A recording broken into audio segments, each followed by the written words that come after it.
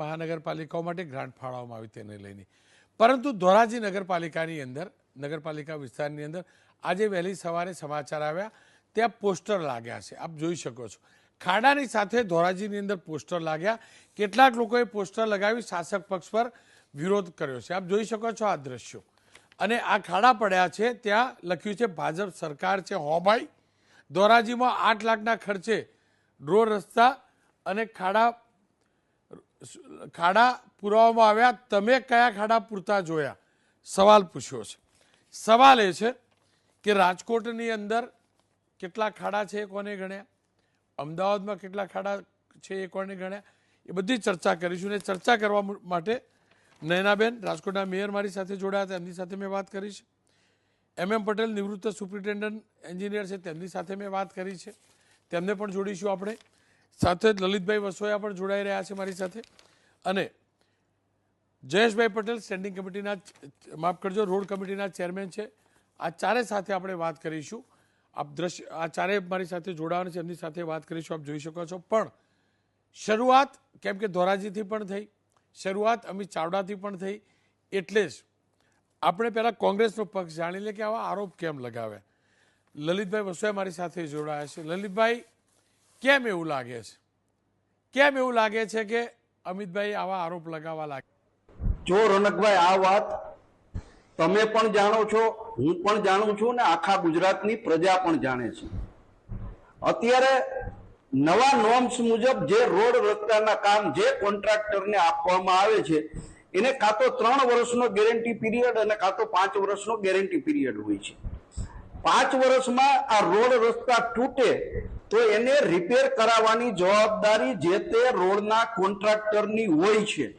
આ રાજ્ય સરકાર હસ્તકના રસ્તાઓ હોય કે નગરપાલિકા કે કોર્પોરેશન હસ્તકના રસ્તાઓ હોય, છતાંય આજે ગુજરાતના મુખ્યમંત્રીએ જે શહેરી વિસ્તારોના ધારાસભ્યોને 2 કરોડ રૂપિયાની ગ્રાન્ટ રોડ રસ્તા રિપેર માટે, એના ખાડાઓ રિપેરિંગ કરવા માટે આપ્યા છે, એ ખરેખર તો શરમની વાત છે. હું તો ત્યાં સુધી આક્ષેપ સાથે કહું છું કે આ રોડ રસ્તાના ખાડા પૂરવા માટે નહીં, કોકના પેટના ખાડા પૂરવા માટે 2 કરોડ રૂપિયાની ગ્રાન્ટ આપવામાં આવી છે. બીજી વાત, ફક્ત શહેરી વિસ્તારોની અંદર જ રસ્તા તૂટે છે. સુરતમાં તૂટે, બરોડામાં તૂટે, અમદાવાદમાં તૂટે, જામનગર, રાજકોટમાં તૂટે.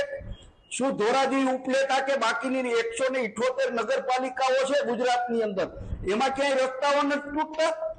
ગુજરાતની અંદર 43 ધારાસભ્યોને 2 કરોડ રૂપિયાની ગ્રાન્ટ આપવામાં આવી.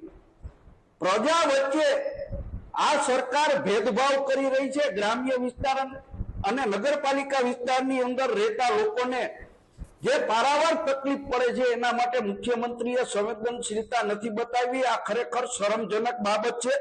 અને એનાથી મોટી શરમજનક બાબત એ છે કે 2 કરોડ રૂપિયા શહેરી વિસ્તારોના ધારાસભ્યોને આપવામાં આવ્યા, ત્યારે ગુજરાતના 139 ધારાસભ્યો ચૂપ કેમ છે?